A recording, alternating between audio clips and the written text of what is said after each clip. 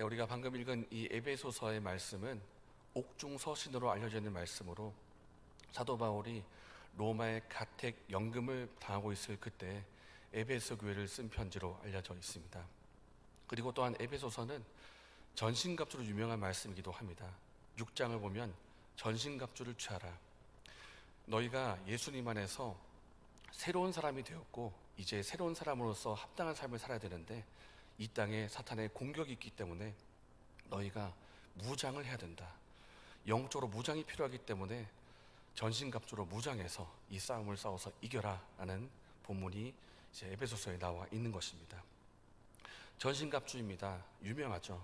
진리의 허리띠, 의의 흉배, 평안의 복음의 신, 구원의 투구, 믿음의 방패, 그리고 성령의 검봇 하나님 말씀을 가지고 싸워서 이겨라 라는 말씀이 에베소서 6장에 나와 있고 우리가 익히 알고 있는 말씀이기도 합니다. 그런데 우리가 에베소서를 읽을 때 전신갑주가 나오는 부분은 아주 눈여겨보고 유명하게 읽기는 하는데 이 전신갑주 바로 다음에 나오는 기도에 대해서는 무심코 지나갈 때가 있습니다. 이 전신갑주 다음에 나오는 이 기도 역시도 영적인 전쟁이라는 영적인 전투라고 하는 맥락 속에서 중요한 의미가 담겨 있는데 우리가 전신갑주를 집중해서 보지만은 그 다음에 기도는 무심코 지나갈 때가 많다는 것입니다. 그래서 이 시간은 전신갑주 다음에 나오는 이 기도의 의미가 무엇인지를 우리가 살펴보고 우리의 기도가 어떤 기도가 되어야 되는가 교훈을 받기를 원합니다. 첫 번째로 살펴볼 것은 기도를 시작하기 전에 먼저 있어야 될 기본 자세와도 같은 것인데 곧 깨어 있으라는 것입니다. 깨어 있으라. 함께 18절의 말씀을 읽겠습니다. 모든 기도와 간구를 하되 항상 성령 안에서 기도하고 이를 위하여 깨어 구하기를 항상 힘쓰며 여러 성도를 위하여 구하라. 모든 기도와 간구를 하되 항상 성령 안에서 기도하고 이를 위하여 깨어 있으라 라는 것이 바울이 주는 교훈입니다. 여러분, 우리가 기도하기 위해서 깨어 있어야 되는 것이 왜 중요할까요? 왜냐하면 자고 있으면 합당한 기도를 할 수가 없기 때문입니다. 깨어 있어야 지금 내가 있는 상황이 어떤 상황인지 영적으로 파악할 수가 있고 또 하나님 앞에 합당한 기도를 드릴 수가 있는데 영적으로 자고 있으면 파악을 할 수도 없고 합당한 기도도 할 수가 없기 때문입니다. 지난주 목요일에 있었던 일입니다. 제가 지난주 목요일에 이발을 했습니다. 여러분 새로운 스타일이 보이시죠? 네, 과거에 제가 다니던 그런 헤어샵이 있었는데 그 원장님께서 다른 데로 이사를 하시는 바람에 새로운 곳을 찾아서 이제 이발을 하게 됐습니다. 새로운 곳이기 때문에 이발을 어떻게 해달라고 제가 사진까지 보여주면서 앞모습은 이렇습니다. 요 모습은 이렇습니다. 뒷모습은 이렇습니다. 4장의 컷의 사진을 보여드리고 부탁을 드렸습니다. 그러더니 그 헤어샵 하시는 분께서 이거요, 이 원블럭이네 하면서 굉장히 자신있게 대답을 하시더라고요. 그래서 제가 마음 놓고 눈을 감았습니다. 그때 제가 눈을 감지를 말아야 됐습니다. 눈을 감고 잠시 선잠을 잤는데 눈을 감고서도 알겠더라고요. 한쪽이 지금 시원해지고 있다는 것을 알았는데 깨고 보니까 이게 뭐야 이렇게 된 겁니다. 이거 아닙니다 이렇게 됐는데 그때 제가 잠을 자지 말았어야 됐습니다. 깨어 있어야 됐고 깨어서 지금 이발이 어떻게 되고 있는지 정말 사진처럼 되고 있는지 파악하고 그렇게 했어야 됐는데 자고 있는 바람에 상황 파악을 못하고 머리가 이렇게 된 것입니다. 다행히 AS를 해주신다고 했습니다. 우리가 깨어 있어야 됩니다. 마찬가지로 영적으로도 깨어 있어야 지금 상황이 어떤 상황인지를 파악할 수가 있고 또 깨어 있어야 하나님 앞에 합당한 기도를 할 수가 있는 것입니다. 사탄의 공격이 있습니다. 오늘 우리가 에베소서 말씀을 묵상하고 있는데 이 6장의 상황이 어떤 상황인가 하면 사탄의 공격이 있다, 영적인 전투가 있다라고 하는 맥락입니다. 영적인 전투가 있고 이 전투라는 상황이기 때문에 사도 바울이 전신갑주로 무장하라고 권면을 하는 것입니다. 그리고 기도의 맥락 또한 마찬가지입니다. 이 전투의 맥락 속에서 너희들이 깨어 있어야 된다. 깨어 있어야 상황 파악을 할 수가 있고 합당한 기도를 할 수 있다는 것입니다. 여러분, 전쟁터에서 완전 무장을 하는 것도 굉장히 중요합니다. 요즘으로 말하면 총도 있어야 되고 칼도 있어야 되고 수류탄도 있어야 되고 완전 무장하는 건 너무나 중요합니다. 그런데 이 완전 군장만큼이나 중요한 것이 있다면 바로 지휘관과 교신하는 것입니다. 지금이 무슨 상황인지를 파악하고 지휘관과 교신을 해서 앞으로 너가 이렇게 행동해라 지시를 받고 전투를 해야 제대로 된 전투를 할 수가 있는 것입니다. 그 지휘관과의 교신이 바로 기도이고, 기도를 하기 위해서는 깨어 있어야 되는 것입니다.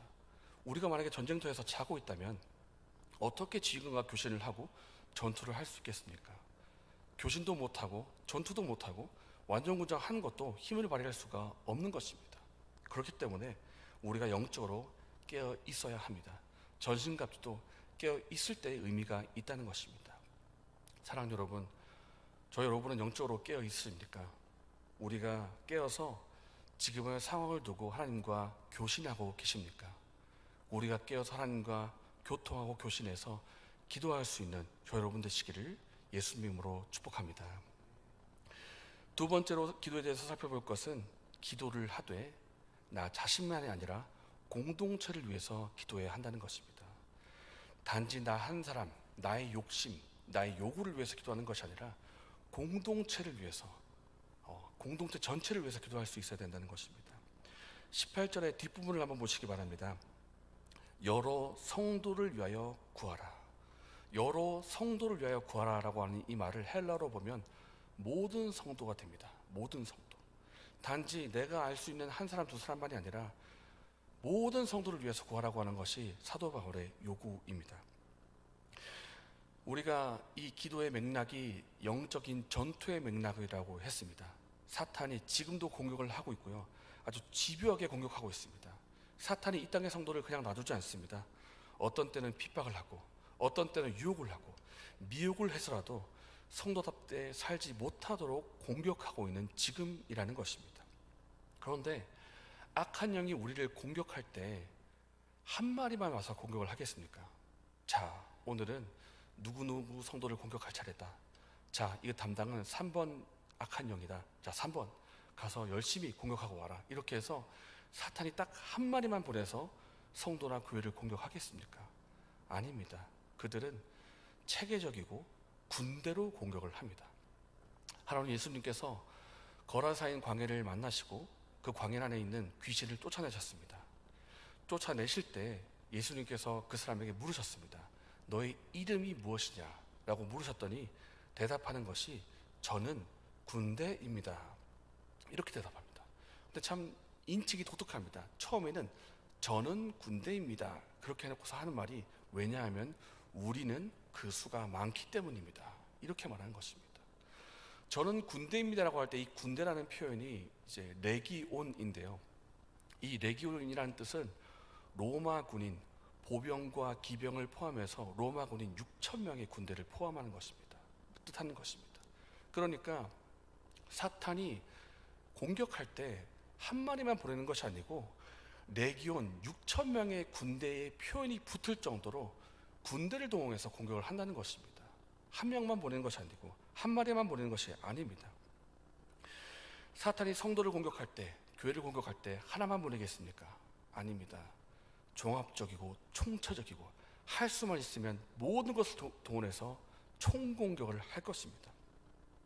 여기서는 서로 싸우게 만들고, 저기서는 낙심하게 만들고, 또 다른 곳에서는 시험 들게 만들고, 미혹하고 유혹하고 공격하고 핍박해서 할 수만 있으면 모든 것을 동원해서 성도와 교회를 공격한다는 것입니다.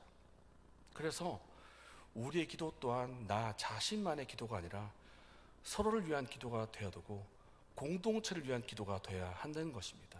왜냐하면 사탄이 군대로 공격하기 때문에 우리도 군대로 응수해야 한다는 것입니다. 오늘 기도가 나오기 전에 등장하는 전신갑주가 있습니다. 전신갑주, 사도 바울이 이것을 말할 때에는 로마 군인의 완전구장을 한 이미지를 본따서 말한 것으로 알고 있습니다. 그림 하나 보여주겠습니까?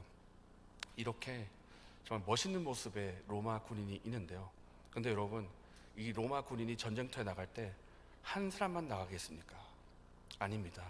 로마 군인은 군대로 함께 뭉쳐서 나갑니다. 그 다음 사진을 보여주시기 바랍니다.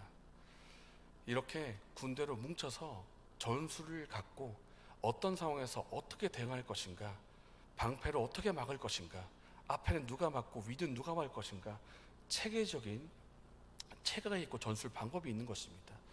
제가 살펴보니까 이것 외에도 전술이 정말 많더라고요. 2단이 아니라 3단으로 맞기도 하고 원용으로 맞기도 하고, 이 상황에서는 이렇게, 저 상황에서는 저렇게, 이렇게 하니까 그 당대의 로마 군대가 무적이라는 칭호가 붙을 정도로 최강의 군대 역할을 발휘했던 것입니다. 우리도 마찬가지입니다. 혼자서 싸우면 이길 사람이 아무도 없습니다. 우리도 역시 군대로 모여야 되고 공동체로 뭉쳐야 된다는 것입니다. 그리고 서로를 방패로 막아주는 것처럼 서로를 위해서 중보기도를 해주고, 서로를 위해서 기도해주고, 또 이런 때는 이런 기도를 하고 저런 때는 저런 기도를 하고, 서로가 서로를 위해서 기도해주고, 그렇게 촘촘하게 모일 때 전신갑주가 제대로 발휘할 수가 있게 된다는 것입니다.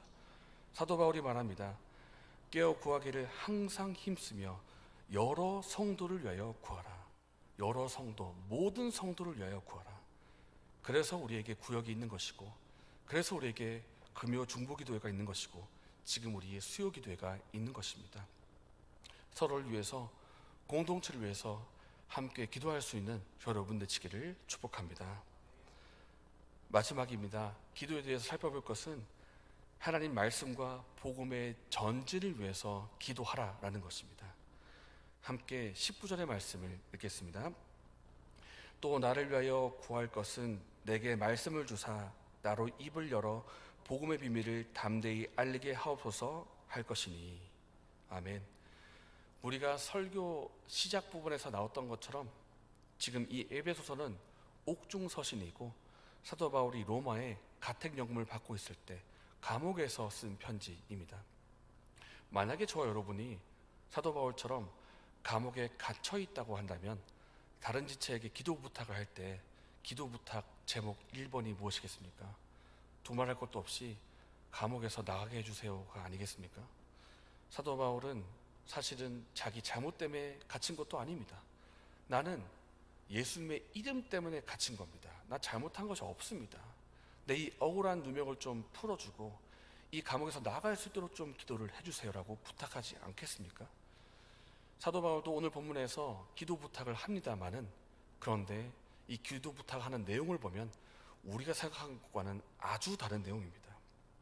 감옥에서 내보내달라가 아니라 복음의 비밀을 담대히 알릴 수 있도록 기도해 달라는 것입니다. 지금 바울의 관심 1순위는 나 좀 풀어줘가 아닙니다. 감옥 안에 있냐 감옥 밖에 있냐, 이것이 사도 바울의 관심사가 아닙니다.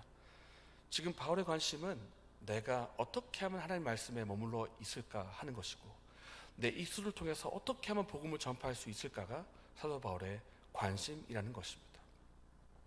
사실 지금 바울이 감옥에 갇혀 있는 것도 복음 때문에 갇힌 것입니다. 복음 때문에.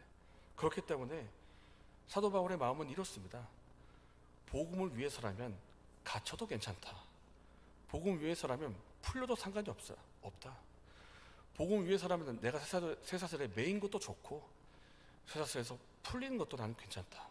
어떻게 해서든지 내 입술을 통해서 복음이 전파되기 원하고 나를 통해서 복음이 전진되기 원한다라는 것이 바울 마음의 중심이라는 것입니다. 다만 내가 어디에 있든지 내가 하나님의 뜻과 말씀 안에 머무르기를 원하고, 나를 통해서 아무쪼록 내가 있는 곳에서 담대히 복음을 전하기 원한다. 내가 풀려나서 총독을 만나더라도 왕을 만나더라도 담대히 두려워하지 않고 복음을 전하고 싶으니까 이것을 위해서 기도해달라는 것이 바울의 기도 부탁이라는 것입니다. 그래서 그가 요청하는 기도 제목도 복음의 전진을 위해서입니다. 이 기도 제목을 보고 있으면 참 부끄럽다는 생각이 들고, 또 우리의 기도가 얼마나 본질과 멀어져 있는가 생각하게 되는 것이 아닌가 싶습니다.